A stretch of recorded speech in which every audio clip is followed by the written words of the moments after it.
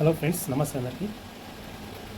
నిన్న KCR press meet పెట్టి అన్ని చెత్త మాటలు మాట్లాడుతాడు. ఆయన ఇన్ని రోజులు పరిపాలించింది మంచిగా ఉందంట. ఇప్పుడు రేవంత్ రెడ్డి పరిపాలించినది బాగలేదంట. ఇంకా 7 లక్షల కోట్ల అప్పులలో ముంచి తెలంగాణ ప్రజలను నువ్వు ఇవ్వనికి ఏం చేసినావని మళ్ళీ వచ్చి మాట్లాడుతున్నావు. నువ్వు చేస్తే మంచి, ఇతరులు చేస్తే చెడు. నువ్వు పెద్ద పీక్ కట్టలు కట్టినట్టు ఇప్పుడు వచ్చి ఈ 10 సంవత్సరాలు అంత మంచి చేసినావు, ఇప్పుడు వచ్చి నేను అంత బాగా చేసినా ఇప్పుడు మీరు నాశనం చేస్తామని మాట్లాడుతున్నావు. దళితుడా, నీకు ఇంత సిగ్గు శరం ఉందా?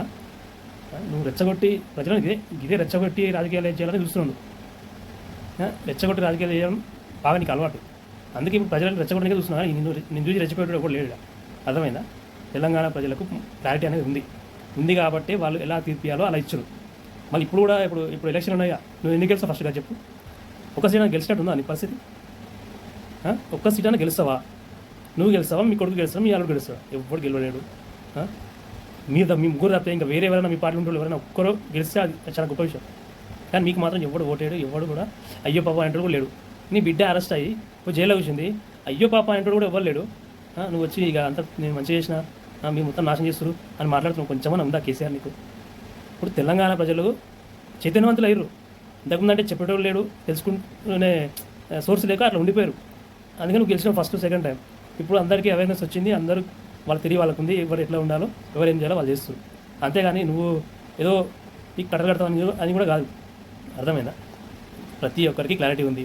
కొద్దిగా ఎండాకాలం మామూలుగానే నీటి ఎద్దడి ఉంటుంది. నీళ్ళు అనేటివి కొంచెం పడిపోతాయి, గ్రౌండ్ లెవెల్స్ పడిపోతాయి. అది ఎప్పటి నుంచో ఉంటుంది. కాకపోతే ఇప్పుడు మారుతున్న కాలానికి అనుగుణంగా దాని పర్సంటేజ్ కొంచెం ఎక్కువ కావచ్చు.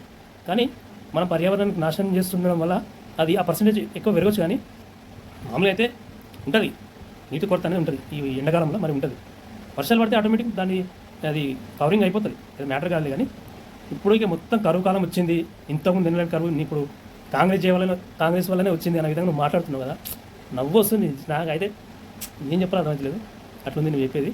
ఇట్లాంటి రెచ్చగొట్టే రాజకీయాలు చేయడం బంద్ చేయి. ముసలను అవుతున్నావు. ఇంకా 4 రోజులు ఉంటావు. ఉన్న 4 రోజులు మంచిగా ఉండు, ప్రజలతోటి మంచిగా ఉండు. ఈ పుల్లలు పెట్టే మాటలు మాట్లాడకు. ఇప్పటికి ఏదో మాట్లాడిన ఇంతకుముందు అయిపోయింది. కానీ ఇప్పుడు కూడా మాట్లాడతా అట్లా చేస్తుంటే రాదు కేసీఆర్. ఇది ఒక్కటి నువ్వు మంచిగా గుర్తుపెట్టుకో. ఇంకా అధికారం పోయింది, మళ్ళీ నీకు రాదు. అది జన్మలో కూడా రాదు. ఇప్పుడు అంతమంతో ప్రజలు ఇప్పుడే సరే ఒకడు మమ్మల్ని మోసం చేసిన నోడు పోయిండు, ఇప్పుడు వేరే వచ్చి మీరు మంచి చేసనే ఆశ మీద ఉర్రు. వాళ్ళకు కూడా అవకాశం చేయాలి. చూస్తారు, జనాలు చూస్తారు. ఎంతవరకు వెళ్ళి అంతవరకు ఇస్తారు. రేవంత్ రెడ్డి మంచి చేస్తే మంచి అంటారు, చెడు చేస్తే మరొకసారి ఊరలేరు. ఎవరైనా వేరే ఆల్టర్నేటివ్ ఆప్షన్ ఏముందో వాళ్ళని చూసుకుంటారు. బీజేపీ ఉందా నెక్స్ట్, ఇంకా లేదు బీజేపీ కాదనుకుంటే కూడా ప్రజలు సొంతంగా అందరూ విద్యావంతులు, చైతన్యవంతులు, ఉద్యమకారులు, నిజాయితీ ఉన్నట్టు అందరూ ఒక రౌండ్ టేబుల్ సమావేశం లాంటి పెట్టుకొని కొత్త పార్టీ పెట్టుకుంటారా, లేకుంటే ఇట్లా ఏమైందని చేసుకుంటారు. కానీ ఇట్లా మోసం చేసే రాజకీయ నాయకులు మాత్రం నమ్మరు. ఇది మాత్రం 100% పక్కా. ఇది నువ్వు గుర్తుపెట్టుకోవాల్సిన అంశం. ఎంతోంత గౌరవం ఉంది, దాన్ని కాపాడుకో. కొంచెమన్నా అది కాపాడుకునే ప్రయత్నం లేదు. ఇక వీడు అట్లా చేసిండు.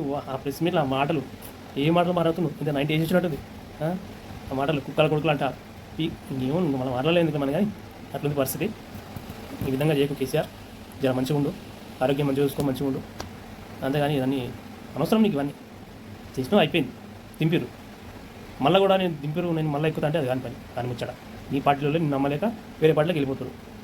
నీ ఎమ్మటి ఉండోలే, నీ ఎమ్మటి తిరిగి నీ సంకల్పం ఉన్నోలే నేను నమ్మలేక పోతురు. ఎందుకంటే ఎవరి మీద నీకు నమ్మకం లేదు. అట్లా ప్రజలు ఎట్లా నమ్ముతారు? నేను నమ్మరు. అది కాని పని. Please my kindly request to you, ఇట్లాంటి రెచ్చగొట్టే రాజకీయాలు చేయకు. తెలంగాణ ప్రజలను ప్రశాంతంగా బతకని.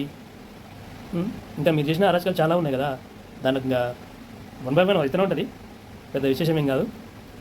ఓకే.